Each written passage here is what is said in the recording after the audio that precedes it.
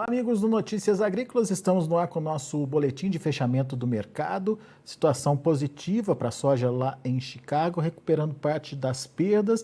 Mas quando a gente olha a semana, a gente percebe que os patamares de preços não mudaram muito. Eles acabaram trabalhando dentro de um intervalo e que isso traz aí um ar de estabilidade para os preços lá em Chicago. No entanto, quando a gente começa a avaliar o que aconteceu no Brasil, a situação é um pouquinho diferente. Quem explica para a gente por quê é o Aaron Edward, que está lá nos Estados Unidos, está de olho na negociação da soja, está de olho na formação dos preços lá em Chicago e vai ajudar a gente a entender o que aconteceu. Seja bem-vindo, meu caro, muito obrigado por estar aqui com a gente nesse boletim. E Chicago aparentemente está trabalhando dentro de uma estabilidade e aparentemente, até que tenha novidade, não deve fugir muito disso, certo, Aaron? Exatamente. A novidade que já é esperada, então não sei se é novidade, mas é o relatório do dia 31 diária. Nós tínhamos falado que a expectativa é que Chicago ia trabalhar em movimentação lateral e tem acontecido. Um ou dois dias de alta, um ou dois dias de baixa e segue. Então Chicago está estável, não tem motivo para preocupação, mas ali na casa, do lado de queda, na minha opinião, mas do lado, aí na casa dos 17, também não tem conseguido romper com força acima desse patamar que a demanda tem apanhado. Não consolida, né, os $17, né? Não, o comprador fala eu não pago mais e o vendedor fala eu vendo só um pouquinho e fica por isso. Agora, eu falei que aqui no Brasil, apesar dessa lateralidade dos preços em Chicago, aqui no Brasil a semana não foi boa. Explica pra gente não foi por quê. Não foi bom. Então, formação de preço no Brasil tem prêmio, Chicago e o câmbio. O câmbio não foi favorável para o preço brasileiro e o prêmio também deu uma recuada.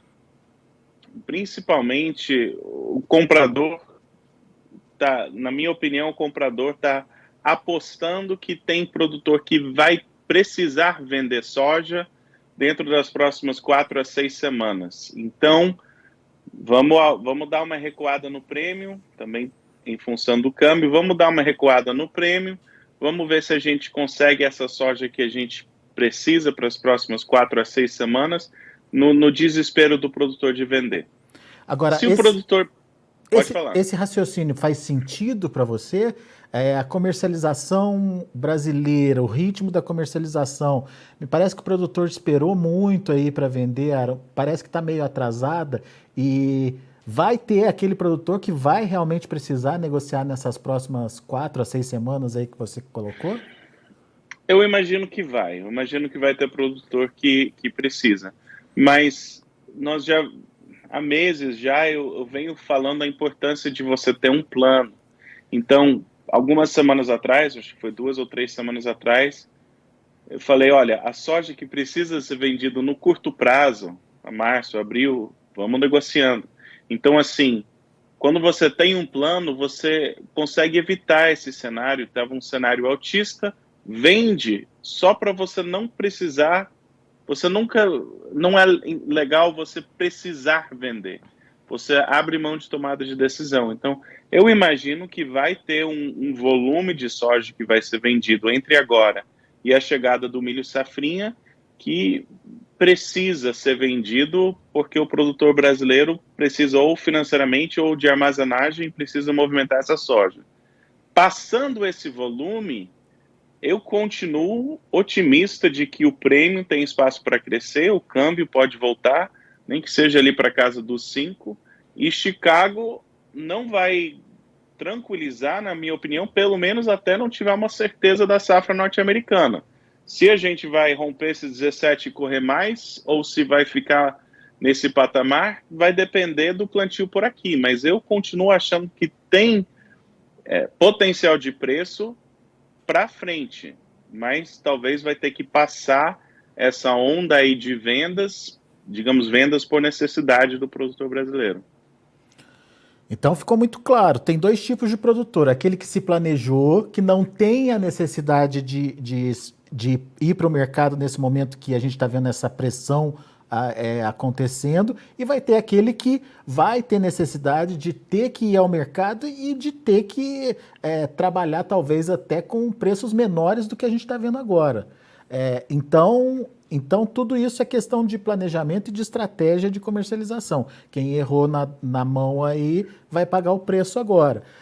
Mas depois disso, enfim, você acredita numa retomada dos preços. Muito baseado em que, Aaron?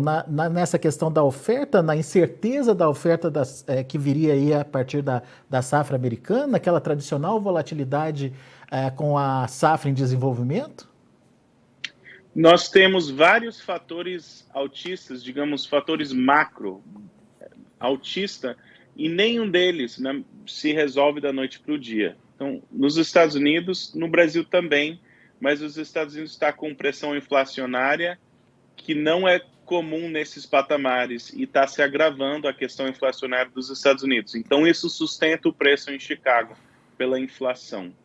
O segundo fator é, como você bem colocou, o mundo precisa da soja brasileira e o mundo precisa da próxima safra norte-americana.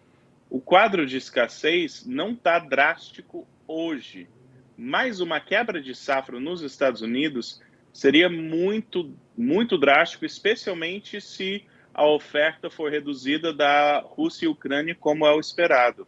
E falando do cenário de guerra, tem a redução da oferta de fertilizantes para a próxima safra brasileira. Então, tem vários fatores altistas, um pouco mais de longo prazo, que elas não vão se resolver da noite para o dia. Eu não acho que o mercado vai despencar ou cair abruptamente até que não haja resolução de pelo menos alguns desses fatores macros. Pode ser aquela recuada que a demanda vai ficando gradativamente mais tranquila. Ou então uns recursos técnicos grandes que rapidamente volta, que é só movimentação financeira. Mas, assim, para esse preço ir embora de Chicago, nós precisamos resolver a oferta, de fato, dos Estados Unidos, a guerra, a inflação, são problemas bem grandes para tranquilizar o mercado de que esse patamar de preços está muito alto, na minha opinião. Enquanto isso não se resolve, isso vai dando sustentação aí para os preços, pelo menos em Chicago. Sim, e havendo um agravante em qualquer uma dessas situações, uma confirmação de redução na oferta, tanto de produção agropecuária quanto de fertilizantes da Rússia, uma confirmação de quebra na produção norte-americana, um agravamento da inflação, todos esses problemas podem provocar novas altas também. Então, estamos estáveis porque essas três notícias não são mais novidade e não têm fatores agravantes, por hora. Muito bem. Hoje a China trouxe componentes novos aí na demanda, né? Mas a gente vinha percebendo uma China meio, enfim, compassadamente fazendo suas compras, meio sem muita agressividade nas compras. O que a gente pode esperar da demanda chinesa, Aaron? E como isso pode influenciar nesse movimento aí de precificação? Muito bem. E você colocou muito bem no Brasil e eles retomaram compras nos Estados Unidos. Acho que isso está muito relacionado ao fator cambial. Eu continuo achando que a China e o mundo, a soja ainda é necessária. Os estoques do Brasil são necessários para o mundo e os estoques dos Estados Unidos também. Então, comprador está lidando com preço alto, preferiria comprar num preço mais baixo para frente, mas precisa comprar. Isso é verdade para a China, é verdade para o mercado doméstico. Estão comprando soja.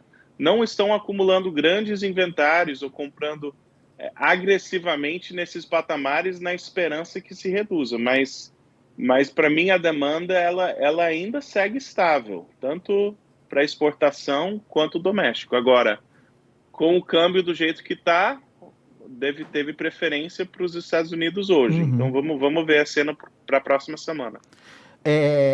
Agora, quando a gente fala dessa dificuldade de evoluir para além dos $17 por bushel, dá para dizer que é um teto, que o mercado encontrou um teto aí?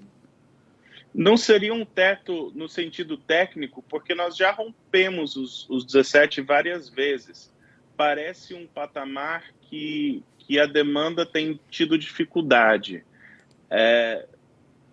ou a demanda precisa se acostumar a um preço mais alto, ou então vai ser um nível que de fato é difícil de superar. No milho há um exemplo muito interessante em Chicago, porque o que acontece? Tem uma diferença, dependendo da negociação, entre 20 e 30 pontos entre o contrato de maio e o contrato de julho. E se você olhar para o mercado físico dos Estados Unidos, o prêmio negocia entre esses dois contratos, ou seja, estão dando prêmio positivo em relação a julho e negativo em relação a maio, e o prêmio oscila conforme os dois contratos. Então, assim, o milho parece que encontrou um teto onde a demanda está tendo dificuldade, e a soja também. E dependendo do prêmio, é bem próximo ali da casa dos 17, o preço de Chicago. Então, assim, a demanda não está, por hora, desesperada de pagar mais do que isso.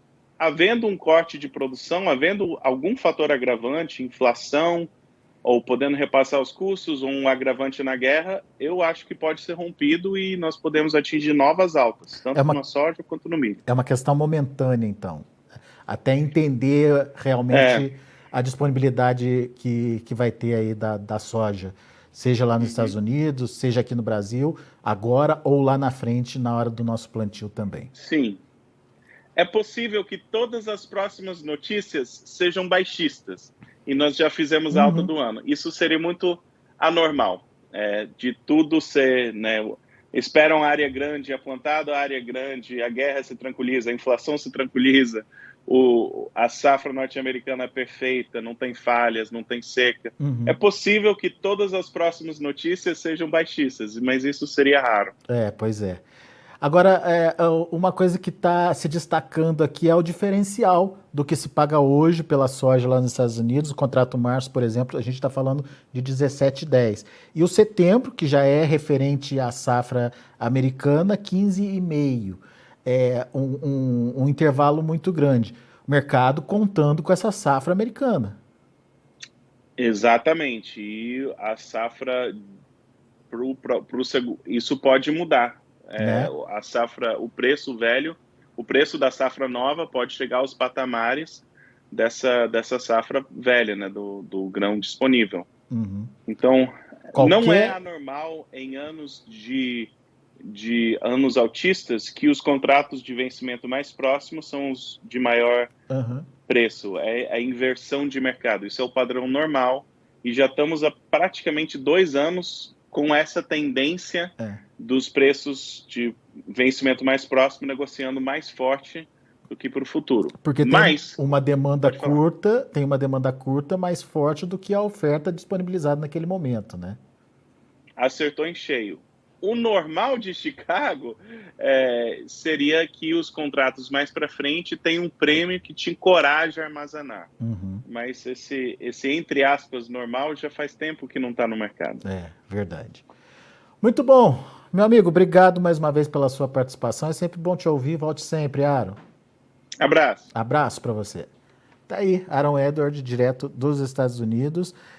O Aaron acredita numa barrigada de preços, principalmente aqui no Brasil, até pela necessidade do produtor brasileiro de participar do mercado, principalmente aquele que não se planejou de participar do mercado aí nos próximos 2 meses, pelo menos. Mas ele acredita que aquele produtor que puder segurar um pouquinho mais para aproveitar momentos futuros de negociação, principalmente volatilidade trazida aí pelo desenvolvimento da safra nos Estados Unidos ou a própria entre-safra aqui no Brasil, pode ser uma boa estratégia. Se você concorda com o Aaron, seja porta-voz de si mesmo, faça aí o seu planejamento. Se não, trace a sua estratégia, também veja aí o que melhor se adequa às suas necessidades, mas um fato é certo. Aquele que se planejou, aquele que conseguiu não ter necessidade de negociar a soja nesse momento, ou pelo menos nos próximos 30, 40 dias, esse produtor parece que acertou. Então, fica aí a dica para você que nos acompanha. Vamos aos preços rapidinho, de olho na tela. Você vê aí um maio a $17,10 por bushel, 9,5 de alta, julho 16,88, 6,25 de alta, Agosto, 16 dólares e 39 centes por bushel, uma alta de 3,5 pontos. Setembro, 15 dólares e 53 centes por bushel, uma alta de 4 pontos. São os números da soja, números positivos, mercado reagindo, portanto, nessa sexta-feira. Vamos ver o milho. Também do lado positivo da tabela, maio 7,54, 5 pontos mais 75 de alta. Julho, 7 dólares e 34 centes por bushel, 6 pontos mais 25 de alta. Setembro, 6 dólares e 85 centes por bushel, 3 pontos mais 25 de alta. E o dezembro, 6 dólares e 69 centes por bushel, 1,5 ponto de alta. Também aí já abrindo a diferença entre safra velha e safra nova lá nos Estados Unidos. Vamos ver o trigo. Trigo subiu bem, 20 pontos, em torno de 20 pontos dos principais vencimentos. Julho subiu 18 pontos, a 10 dólares e 92 centes por bushel. Setembro, 10 dólares e 69 centes por bushel, 20 pontos e meio. Dezembro, 10 dólares e 43 centes por bushel, 23 pontos mais 25. E o março de 2023 já sendo negociado, alta de 23 pontos e meio, com negócios finalizados aí a 10 dólares e 11 centes por bushel. Muito bem, são os números de hoje do mercado de grãos lá na Bolsa de Chicago. A gente fica por aqui, agradeço muito a sua atenção e a sua audiência. Notícias Agrícolas, 25 anos ao lado do produtor rural. Se inscreva em nossas mídias sociais. No Facebook, Notícias Agrícolas. No Instagram, @Notícias Agrícolas. E em nosso Twitter, @Norteagri. E para não perder nenhum vídeo, não se esqueça de nos acompanhar no YouTube e na Twitch, Notícias Agrícolas Oficial.